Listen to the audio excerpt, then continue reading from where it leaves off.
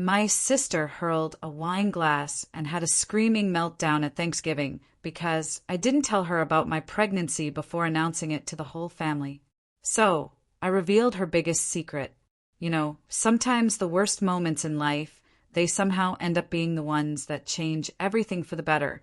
But what if that pivotal moment, that breaking point, involved you utterly shattering your sister's life right at the Thanksgiving dinner table? My husband, Oliver, and I had been trying to get pregnant for 2 agonizing years. So, when we finally saw that positive test in early October, we were beyond thrilled, but also completely terrified. I'd had a miscarriage the year before that just devastated us, completely broke our hearts. My doctor gave us the green light, said everything looked good, but recommended waiting until after 12 weeks to share the news. Just to be safe, We decided Thanksgiving would be perfect. We'd be at 14 weeks and everyone would be together. I only told my brother, Leo, and my cousin, Amy, because they both knew about the miscarriage and had been checking on me. They swore they wouldn't tell anyone, and bless their hearts, they actually kept their word. Now, my sister, Gina, is 34, a mom of 4, and she acts like she's the ultimate pregnancy guru. The week before Thanksgiving, she called me up, practically interrogating me. "Any news to share?" she asked, her voice dripping with suspicion. I just played it cool, said no, just excited to see everyone. She told me I seemed different and wondered if something was going on. I quickly changed the subject to her kids, and she let it go, but I could feel her radar pinging. She was definitely suspicious. Here's the thing about Gina. She literally cannot keep information to herself. Ever. When I got into my master's program, I called her first, brimming with excitement. An hour later, she called our mom and announced it before I even could. When Oliver proposed, I called her crying happy tears, and she immediately posted it online, tagging our entire family, before I had a chance to tell anyone. My promotion at work? She announced it at Sunday dinner before I even arrived. She always claims it's because she's just so excited for me that she can't help herself. But really, it's about her being the one with the information, the center of attention. So this time Oliver and I made a pact. No telling Gina until we told everyone. We were doing it our way. Thanksgiving finally arrived. After dinner, I stood up, heart pounding, and announced our big news. We were expecting. Due in May. Everyone cheered, hugging us. Tears in their eyes, everyone except Gina. She just stared at me, and then she started crying. Not happy tears. Oh no, these were angry tears. She demanded to know how long I'd known. I told her about 6 weeks. That's when she completely lost it. She shot up, yelling that I was supposed to tell her first. She ranted about how she'd told me about all 4 of her pregnancies before anyone else, and I had betrayed her. Sisters, she screamed, were supposed to share everything. I had made her look stupid. My mom tried to calm her down, but Gina just turned on her. "Did you know?" she snapped. When Mom said no, Gina demanded to know who did know. Amy and Leo stayed silent, trying to disappear, but Gina figured it out. And then she started screaming at them too, for keeping secrets. She insisted the whole family was against her, treating her like she couldn't be trusted. My dad finally stepped in, telling her to calm down and just be happy for me. But she shot back. How could she be happy when I deliberately excluded her from the most important news? She declared I'd ruined our relationship and she'd never forgive me for making her the last to know. Then she went after Oliver, saying he'd turn me against my own sister. Oliver, bless his patient heart, just said we wanted to wait until we were sure everything was okay. Gina called that stupid, claiming she would have supported me no matter what. She actually said, and I quote, "Real family tells each other everything immediately." The irony was so thick you could cut it with a knife, coming from the woman who'd spoiled every single important moment in my life. Finally, Leo, my usually quiet brother, spoke up. "Maybe if Gina could keep her mouth shut for once," he said, his voice laced with venom, "people would tell her things." That was it. Gina grabbed her wine glass and threw it at the wall. It shattered everywhere. My 4-year-old nephew started crying. My mom started crying. Gina's husband, Jake, tried to get her to leave, but she refused. "I'm not going anywhere," she shrieked, "until she apologizes for humiliating me." "I'm not apologizing," said, my voice shaking but firm, "for protecting my own announcement." She called me a terrible sister and declared she was done with me. She told her kids to grab their coats and started dramatically shoving the dishes she'd brought into Tupperware. While she was doing this big, theatrical display of victimhood, I stood up. My voice was quiet, almost a whisper, but it cut through the chaos. "If we're really sharing everything like real family," I said, looking straight at her, "then everyone should know that Gina has been texting her ex-boyfriend Ryan for the past 6 months." Jake froze. Gina went white. The room went absolutely, terrifyingly silent. Nobody moved. Jake's face went from confused to utterly heartbroken in about 2 seconds flat. His mouth opened, but nothing came out.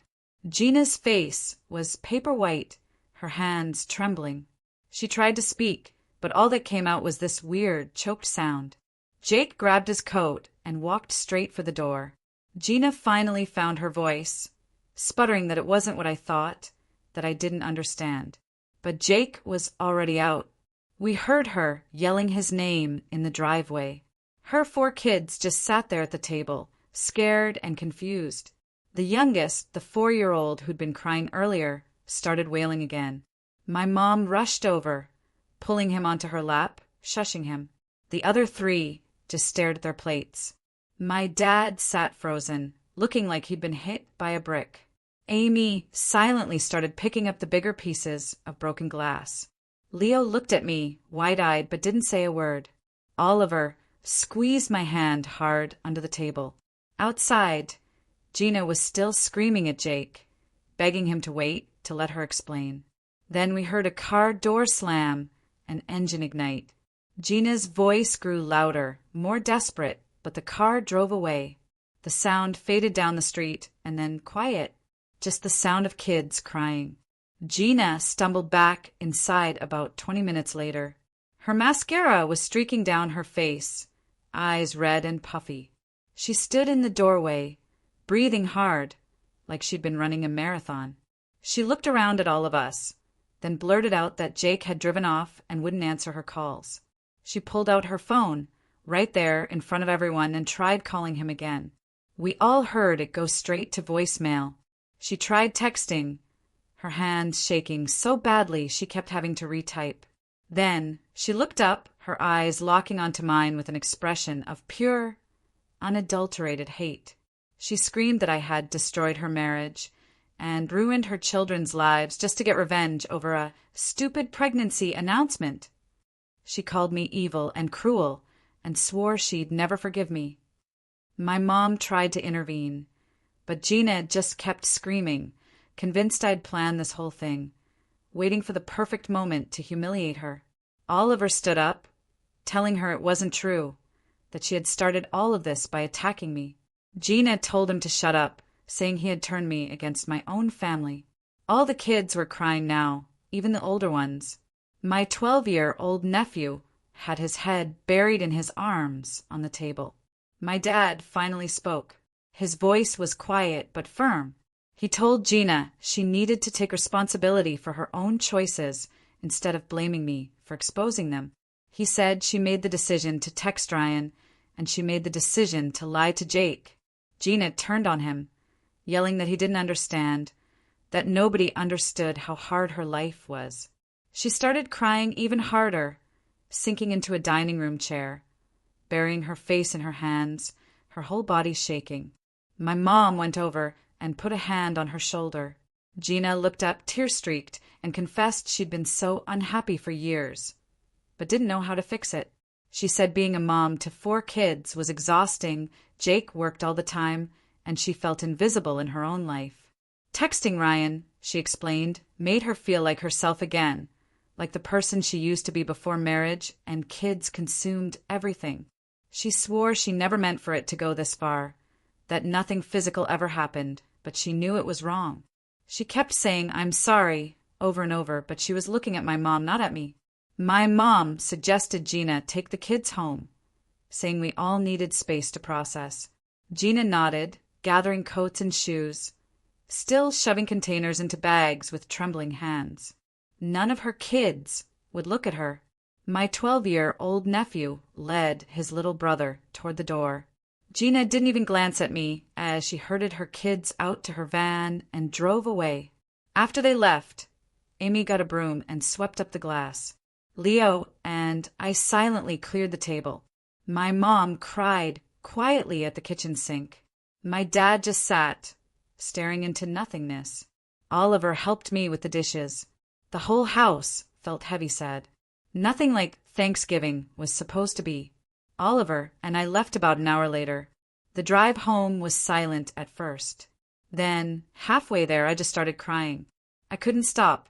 All I could think about was how I'd wanted this to be a happy memory, announcing our baby, and instead it had become this horrible, catastrophic disaster. Oliver reached over and held my hand. He told me Gina's choices weren't my fault. He reminded me she had attacked me first, thrown a glass, had a meltdown, all because I didn't tell her about my pregnancy early. He said I had every right to defend myself after she came at me like that. I knew he was right, but I still felt awful. I kept seeing Jake's face, changing from confused to utterly broken. I kept hearing Gina's kids crying. Oliver pulled into our driveway, turned off the car. He just held me, letting me cry on his shoulder. He said we were going to be okay. The baby was going to be okay. That was what mattered most. We went inside. I took a long shower and cried some more. Oliver made tea, and we sat on the couch, a movie playing, but neither of us really watching it. The next morning, I woke up to my phone buzzing. 17 missed calls from different family members. Texts from my mom, my dad, Leo, Amy, even cousins I barely talked to. The longest text was from my mom, asking me to explain how I knew about Ryan. I called her back immediately. She answered on the first ring. I told her the whole story, how I saw the texts on Gina's phone last month. She'd asked me to check a message while she was driving, and Ryan's name popped up with a bunch of heart emojis. When I opened it, there were dozens of messages going back months. They were flirty, inappropriate. I told Mom I'd been carrying that knowledge around, not knowing what to do with it. My mom sighed a long, heavy sigh. She wished I'd told her privately instead of announcing it like that. I shot back. Well, I wish Gina hadn't thrown a glass and screamed at me for protecting my pregnancy announcement. Mom was quiet for a minute. Then she said she understood I was defending myself, but the way I did it had caused a lot of damage. I asked if she'd talked to Gina. Gina had called her at 3 a.m. hysterical. Jake still wasn't answering her calls. My dad called an hour later. He supported me, thought Gina needed a wake-up call about her behavior. He said she'd been entitled for years, treating people badly without consequences, but he was also worried about Jake and the kids. He asked if I knew anything else about Ryan. I said I only saw a few flirty texts, didn't know how deep it went, if they'd met up or if it was just texting. Dad said Jake was probably trying to figure that out too. He hoped they could work it out for the kids' sake, but wouldn't blame Jake if he couldn't get past it. We talked for a while. He said holidays were supposed to bring families together, but this one had blown everything apart. Before we hung up, he told me to take care of myself and the baby, not to let the stress affect my pregnancy. 3 days passed. No word from Gina. I texted her once, "Are you okay?" No response. Leo called, said he'd driven by her house. Her van was there, but no one answered. My mom was worried sick, kept calling Gina, but Gina only answered once to say she was fine and needed space. Jake finally responded to my dad's messages on the 3rd day. He was staying at his brother Justin's place, needed time to think. Dad asked if he wanted to talk, but Jake said not yet. That same afternoon, Justin called my dad, wanting to know exactly what happened at Thanksgiving because Jake wouldn't give him details.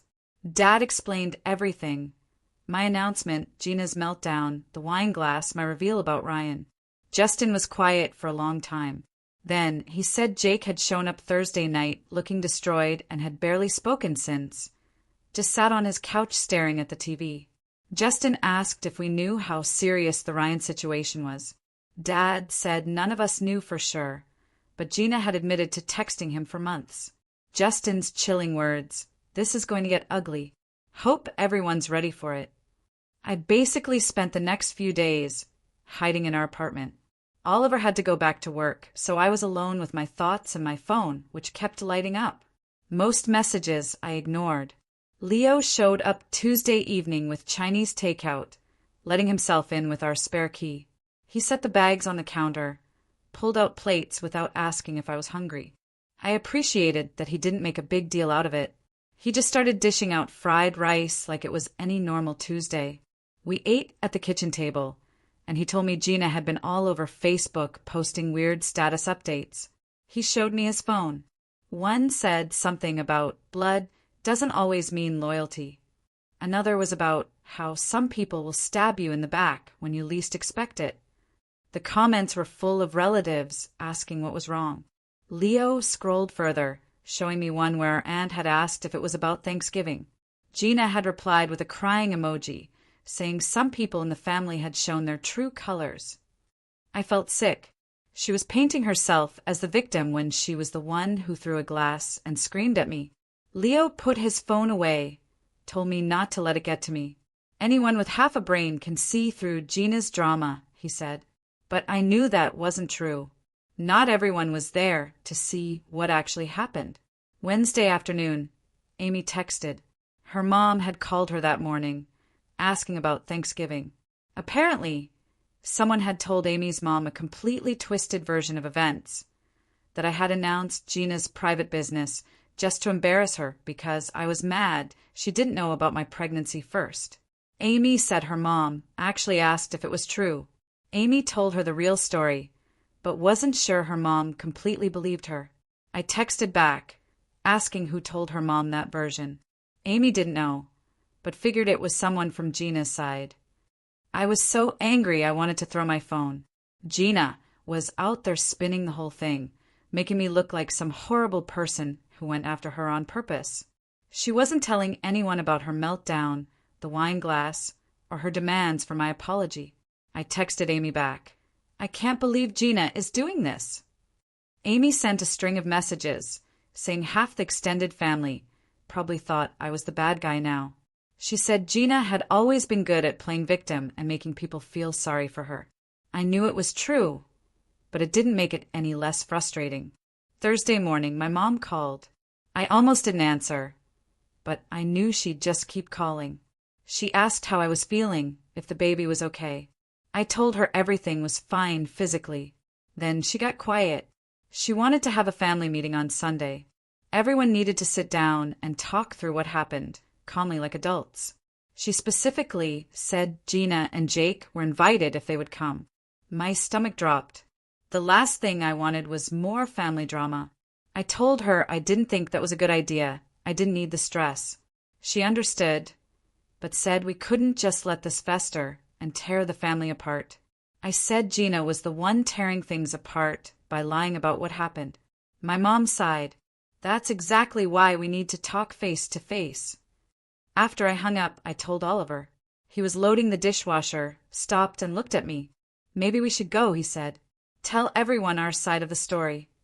I wasn't convinced, but he pointed out that if we didn't show up, Gina would control the entire narrative. He was right. I texted my mom back we'd be there. Sunday came way too fast. Oliver and I drove to my parents' house, my stomach in knots the whole way. Leo was already there. Amy showed up a few minutes later. My parents were in the kitchen, making coffee, setting out cookies, like this was some normal family gathering. Then Jake walked in alone.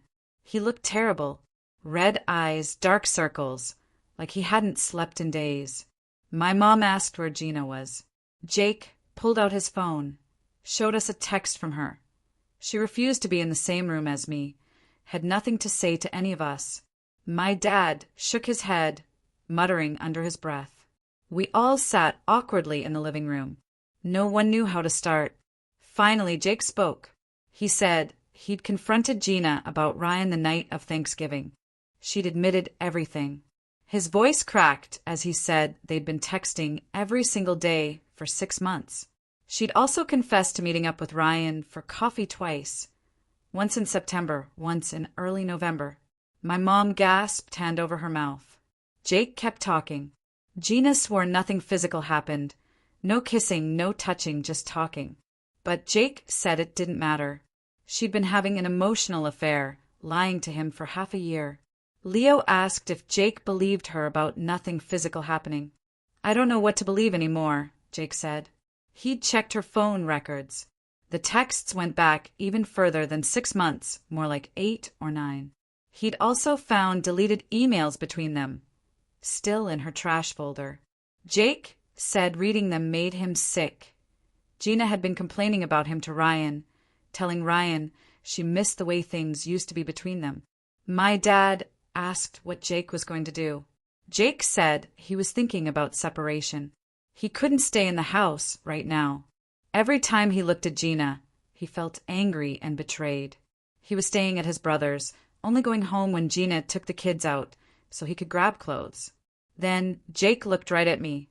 He asked if anyone else in the family had known about Ryan before Thanksgiving. Everyone said no, except me. I admitted I'd known for about a month. Jake nodded slowly, processing it. He didn't seem mad at me. He actually thanked me for telling him, even though it came out the way it did. My mom then spoke up. She said maybe I could have handled it differently. Maybe pulled Jake aside privately. I felt my face get hot. I reminded her Gina was literally screaming at me, throwing things, demanding my apology. I wasn't thinking about the best way to handle anything in that moment. I shot back. I was defending myself after she ruined what was supposed to be a happy announcement about my baby. My dad jumped in, backing me up. He said Gina had created this whole situation with years of not respecting boundaries and with her own choices about Ryan. I shouldn't be blamed for finally standing up to her. My mom looked like she wanted to argue, but she didn't. Leo shifted the topic slightly. This wasn't really about the pregnancy announcement anymore. Gina and Jake needed to figure out their marriage without dragging us all through it. Jake agreed. He was going to tell Gina that if she wanted to save their relationship, they needed marriage counseling. He couldn't move forward without professional help. The trust was completely broken. After everyone left, I felt drained. Oliver drove us home, and I stared out the window the whole way. That evening, I got a Facebook message from someone I hadn't talked to in a while. Nora Hensley, a family friend. She'd heard about Thanksgiving and wanted to reach out. She'd been through something similar with her own sister years ago. Boundary issues, sharing private info. Nora said it took her years to set firm boundaries and stick to them. She offered advice. I messaged her back, and we talked on the phone for over an hour. She told me specific things that worked for her, like being clear about what information was okay to share and what wasn't. She also said sometimes you have to accept that certain family members won't change, and you have to protect yourself accordingly. Talking to Nora made me feel less alone. She got it, in a way people who haven't dealt with this just don't. 2 weeks went by. Gina didn't contact me. I heard updates through my mom and Leo. Gina and Jake were going to counseling. Jake had moved back home, but they were sleeping in separate rooms. Gina had blocked Ryan on everything, even sent him a message saying she was wrong and needed to focus on her marriage. I didn't know if that was true, or just what Gina was telling people. Then, one Wednesday afternoon, my phone buzzed with a text from Gina. "We need to talk," it said, "in person, without everyone else around." My hands were shaking. I showed Oliver, and he immediately asked if I wanted him to come with me. Yes, I said. I wasn't ready to face Gina alone. I texted back, suggesting a coffee shop near our apartment. She agreed. Saturday morning, 10 a.m. Saturday arrived, and I barely slept. Oliver and I got to the coffee shop 15 minutes early. I ordered a decaf latte, and we sat in a back corner. Gina walked in right at 10. She looked awful. Hair pulled back in a messy ponytail, no makeup, dark circles under her eyes, just like Jake's. She sat down across from us and immediately started crying. Her whole life was falling apart, she choked out. Jake barely looked at her anymore, and her kids kept asking why Daddy was sleeping in the guest room. She couldn't eat or sleep. She felt like she was losing her mind. Then she looked at me. "Throwing the wine glass was wrong," she said. "There's no excuse for it. I'm sorry." I didn't say anything, just waited. Gina kept crying. She admitted she'd been jealous of me for years. "Everything seemed to come so easily to me," she said. "My education, my career, my marriage to Oliver." She felt stuck, unhappy, and watching me succeed made it worse. I couldn't believe what I was hearing. Gina had always seemed so happy. For kids, a nice house, a hard-working husband. Meanwhile, I'd been struggling to get pregnant, dealing with a miscarriage that broke my heart. I thought she had everything figured out while I was the one who couldn't get it right. But here she was, telling me she felt trapped. Being a mom was all she did anymore. She loved her kids, but sometimes she forgot who she was before them. She saw me traveling for work, going out with friends, having hobbies, and she felt like she'd given up everything. She knew it was wrong to resent me, but she couldn't help it. She wiped her eyes with a napkin. "Texting Ryan," she said, made her remember when she was young, with her whole life ahead of her. It was stupid, not real, but it felt good to have someone ask about her day, care what she thought. Oliver squeezed my hand. Gina looked at both of us. "I'm sorry for throwing the glass," she said. "I'm sorry for ruining your pregnancy announcement. I know I have a problem with needing attention, with being the first to know things." She said it, made her feel important when she could share news before anyone else. Her therapist was helping her understand why she did it. Jake had told her, counseling or he was leaving. She'd already had 3 individual sessions, and they were starting couples counseling next week. She was trying to change, but it was hard. I sat there, processing. Then I told her I forgave her for Thanksgiving. I understood she was going through stuff, but I needed her to respect my boundaries from now on. That meant not sharing my personal news without asking me first. It meant not making my moments about her. She nodded. "I will try," she promised. She asked if I'd consider doing family therapy with her eventually. Her therapist thought it might help us rebuild our relationship. I said maybe, after we both have some time to work on ourselves separately.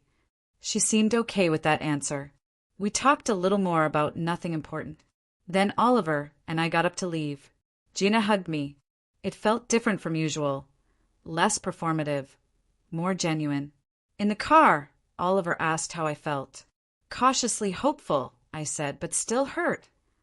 I wanted to believe Gina was really changing, but I'd heard promises before. He said we'd take it one day at a time. When we got home, I took a nap. The whole thing had drained me. A few days later, my dad called. Jake had reached out. He and Gina were starting marriage counseling with an Aaron Simmons, who specialized in affairs and trust problems. Jake had moved back home, but they were sleeping in separate rooms. Jake had conditions. Gina had to be completely honest about Ryan, go to individual therapy, and respect boundaries with her phone and social media. My dad said Jake seemed serious about making it work, but also serious about his expectations. I was glad Jake wasn't just letting it slide. Gina needed real consequences. My next doctor appointment was 2 days after that. Oliver came with me. The ultrasound tech said the baby was growing perfectly. My doctor said everything looked great. She asked about my stress levels, and I admitted the family drama had been rough. She could tell I'd been tense at the last appointment, but this one showed the baby was doing fine despite everything. She reminded me to take care of myself, not let family stuff affect my health. The baby needed me to stay calm. I promised I would try. That weekend, Gina texted me a photo. It was homework from her therapist. The assignment: write down every time she'd cross someone's boundaries and think about making amends. I zoomed in. My pregnancy announcement was at the top, but there were so many other things. She told my mom about Leo's girlfriend before he could, posted about Amy's new job, shared my cousin's engagement news, told people about my dad's health scare when he specifically asked her not to. The list went on and on. 12 incidents, just on the first page. Seeing it all written out, it made me realize this wasn't just about me. Gina had been doing this to everyone for years. I texted her back, "I appreciate you being honest about it." She sent a heart emoji. A week later, my mom called, sounding worried. Christmas was coming. Could we all get together without more drama? I didn't know, but I was willing to try if everyone else was. She suggested something casual, appetizers and games at our house. Lower pressure. I said that sounded better than a normal holiday. She'd talk to everyone. A few days later, she texted our family group chat with a plan. Everyone was okay with it. The following Saturday, Leo and Amy came over to help us set up the nursery. Oliver had painted the walls the weekend before. Now furniture, baby clothes. Leo assembled the crib, while Amy helped me fold tiny outfits. She held up a onesie that said, "Mommy's little miracle," and joked, "At least your baby will have plenty of stories about family dysfunction to learn from." I laughed. It was true. This kid was going to grow up hearing about the Thanksgiving when Aunt Gina threw a wine glass. Oliver brought pizza for lunch, and we ate on the floor, surrounded by boxes. It felt good to focus on something positive. By the end of the day, the crib was built, the dresser assembled. The room was starting to look like a real nursery. On Tuesday, I got a notification, mail. I found a letter from Gina. No return address, but I recognized her handwriting. 2 pages long. She started by saying her therapist helped her write it, but the words were hers. She was sorry for every time she'd stolen my moments. She listed specific examples. My graduation, my engagement, my promotion. She understood now that she did it because she felt invisible. Making herself the messenger made her feel important and needed. It was selfish and wrong. She'd hurt me over and over and never truly apologized. She wasn't asking me to forgive her right away or trust her immediately. She just wanted me to know she understood what she'd done and why it was wrong. She was committed to changing, even if it was hard. No excuses. "No, but I was just excited," or "I didn't mean to hurt you." Just straight accountability. I read it twice, then showed Oliver. He said it seemed like real progress. I agreed, but a part of me was still waiting for the other shoe to drop. Christmas came faster than I expected. My mom called the week before, asking if everyone was still okay with the casual gathering. Yes. Was Gina coming? Mom said Gina confirmed she'd be there with her family and seemed excited. I felt nervous, but also curious. Was this change real or temporary? Oliver reminded me we didn't have to stay long if things got uncomfortable. We could always leave. Christmas Eve morning, my dad texted. He'd talked to Jake the night before. Jake said the marriage counseling was actually helping them communicate better for the first time in years. Gina had been completely open with her phone, told him everywhere she went. She blocked Ryan on everything. She even wrote Ryan a message before blocking him, saying she was wrong and needed to focus on her marriage.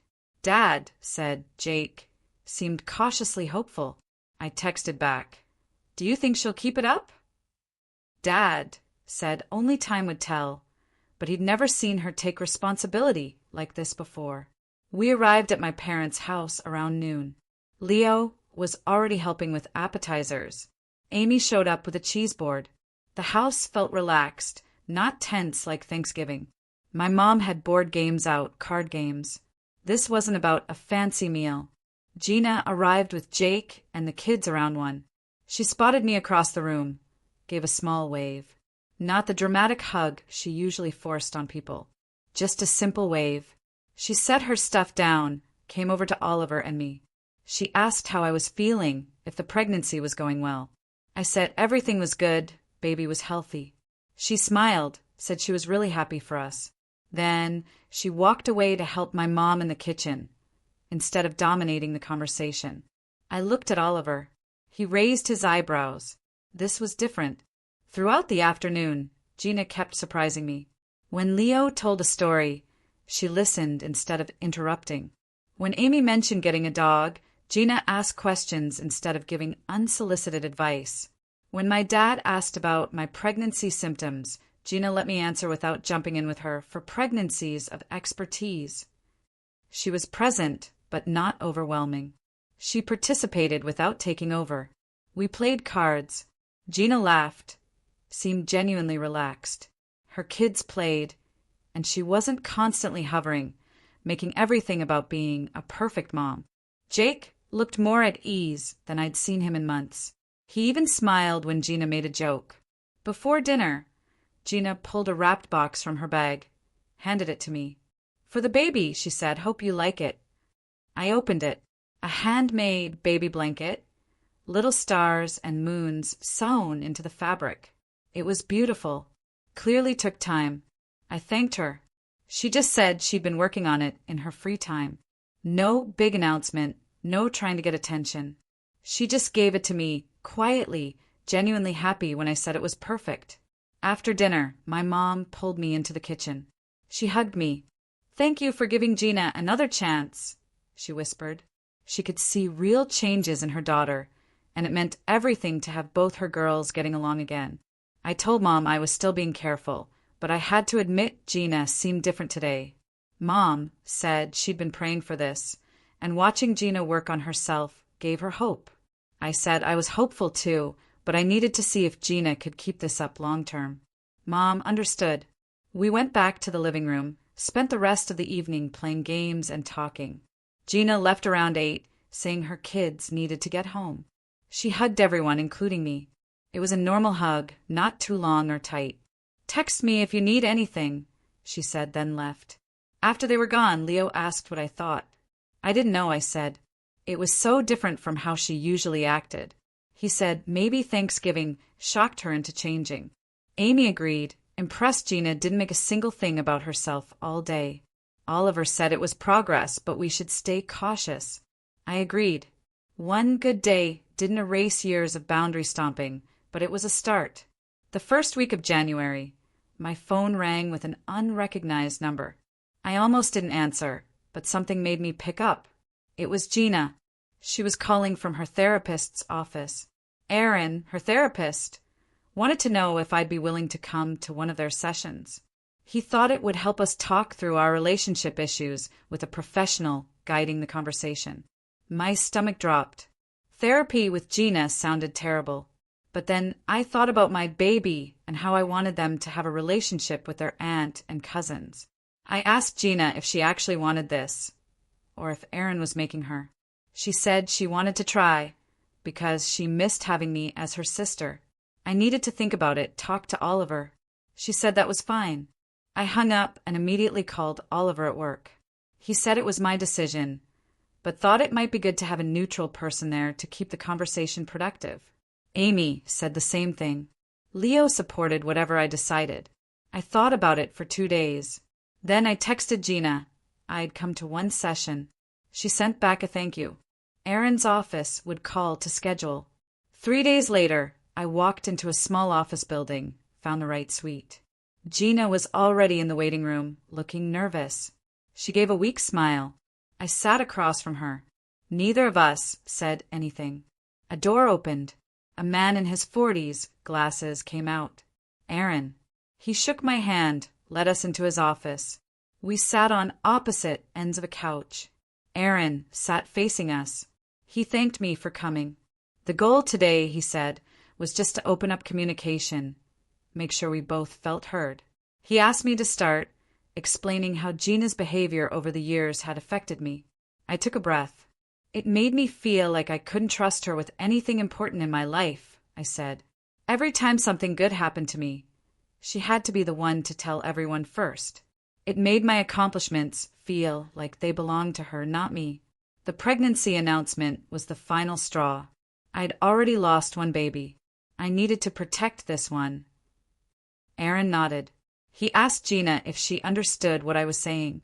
Her eyes were filling with tears, but she said yes. She admitted she never thought about how her actions made me feel, because she was too focused on how being the messenger made her feel important. Erin asked her to explain that more. Gina said she felt invisible most of the time. For kids, a husband, but she'd lost herself. When she got to share other people's news, it made her feel relevant and needed.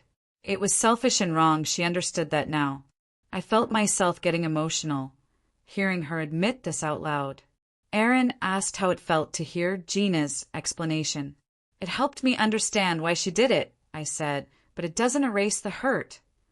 Gina nodded. She wasn't asking me to forget everything. She just wanted a chance to be better. Erin said that was a good place to start and asked if we were both willing to work on rebuilding trust. We both said yes. Over the next few weeks, I continued therapy with Erin and had coffee dates with Gina. We practiced talking without falling into old patterns.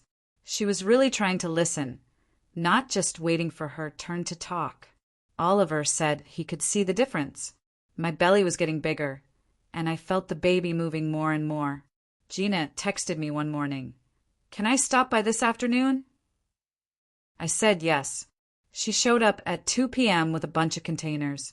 Freezer meals, casseroles, soups, pasta dishes, all labeled with cooking instructions. She wanted to help after the baby came, figured ready-made dinners would be useful. I was surprised, touched. She didn't have to do that. She asked what else I might need. I wasn't sure yet, I said. This was all new to me. She said to let her know any time, and that she didn't expect to be in the delivery room or anything. She just wanted to be helpful, however I was comfortable. I thanked her. She left after about 30 minutes. Oliver came home, saw the food in the freezer. "Gina's really making an effort," he said. "It shows." 2 weeks later, a Tuesday night, I was watching TV when I felt a weird cramping. I stood up and water ran down my legs. My water broke. "Oliver." I called out. He came running, grabbed the hospital bag, helped me to the car. Contractions started getting stronger on the drive. I breathed through them, just like we learned in birthing class. Oliver called my parents from the car. Mom asked if we wanted her to tell Gina. I said yes. Even though we weren't as close as we used to be, she was still my sister. Oliver dropped me at emergency, up to labor and delivery. Doctor checked me. Already 4 centimeters. Contractions got worse. I asked for the epidural. Pain got better after 20 minutes. Oliver sat holding my hand. My parents showed up around 10. Labor went on for hours. I was exhausted. Around 8 a.m., the doctor said I was ready to push. Oliver coached me. After what felt like forever, I heard crying. "It's a girl." Tiny, pink, full head of dark hair. Oliver cried. I cried. She was finally here. Nurses cleaned her up, weighed her. 7 pounds, 3 ounces. They handed her back to me. I just stared at her perfect little face. My parents came in first. My mom cried, held her. Dad took 100 pictures. They left to let us rest. Leo and Amy came next, flowers, a stuffed giraffe. Amy held the baby, said she was beautiful. Leo looked scared to hold her, but finally did, smiling. They left after 30 minutes. Gina showed up last, with Jake carrying a big gift bag. She walked over, asked if she could hold her niece. "Yes," I said, passing the baby to her.